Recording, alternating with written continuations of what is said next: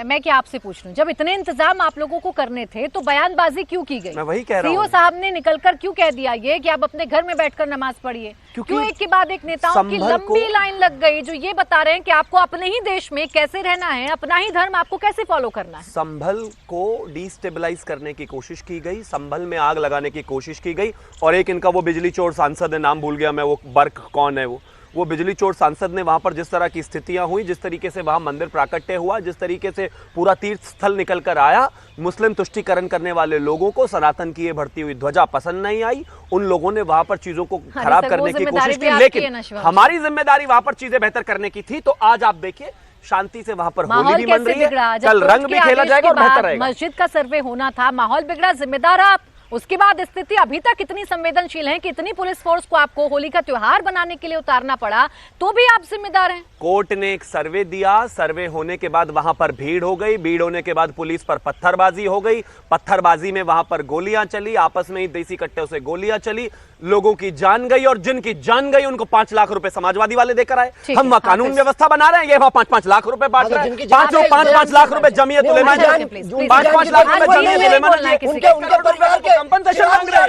बीच में मत चलाइए, टोपी लगाकर आना चाहिए था, 2-4 वोट मिल जाएंगे। सबको अपनी अपनी बारी का इंतजार करना होगा। हाफिज जी, मैं अच्छा एक सेकंड, मैं गुलाम सरवर साहब आपसे ही सवाल करना चाह रही हूँ। सामाजिक सौहार्द की बात तो हर कोई कर रहा है, जिसका बयान सुने उसकी पहली या दूसरी लाइन में सामाजिक सौहार्द के शब्द का इस्तेमाल कर दिया जाता है, लेकिन हालात इतने बेकाबू क्यों हो गए कि होली और जुमे की नमाज पर एक जंग सी छिड़ी हुई है, एक बहस सी छिड़ी हुई है? प्राची जी, थोड़ा सा करेक्शन कीजिए। आपने कहा कि सामाजिक सौहार्द की बात तो हर कोई कर रहा।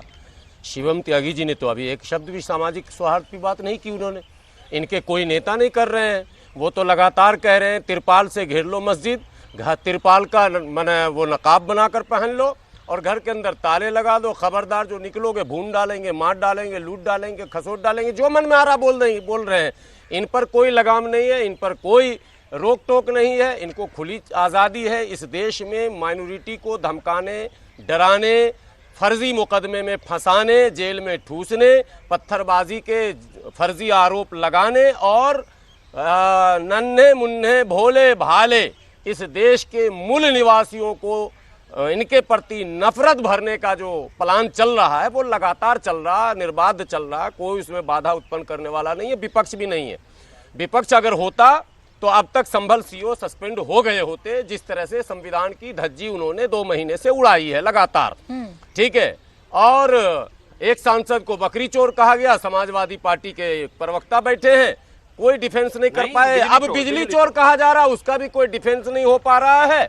अब इनके सारे मुस्लिम सांसद अगर चोर ही हैं तो ये भी कटघरे में है, बाकी तो जो हो रहा है वो सारा भारत देख रहा है। लेकिन एक बात मैं इस शेर के माध्यम से कहूंगा कि इस देश में हजारों बार, लाखों बार देश की एकता, अखंडता को तोड़ने, प्यार प्रेम को खत्म करने का प्रयास किया गया है, लेकिन यहाँ के देश प्रेमियों ने चट्टानी ताकत के साथ उनका मुकाबला किया है। इस चमन को, इस शेर को सुना रहा हूँ, इस चमन को कभी सेहरा नहीं होने दूंगा, मर मिटूंगा मगर ऐसा नहीं होने दूंगा, जब तलक भी मेरे पलकों पे दिए रोशन हैं, अपनी नगरी में अंधेरा नहीं होने दूंगा। ये मेरा संदेश है। जब तक मुसलमान है शिवम त्यागी जी, आपकी योजनाएं सफल नहीं होंगी, क्योंकि अंग्रेजों को भी मैंने ही भगाया था और मुगलों के खिलाफ मैं ही खड़ा था। आपकी तो रिश्तेदारियां उनसे थी, आपका तो उनसे गठबंधन था।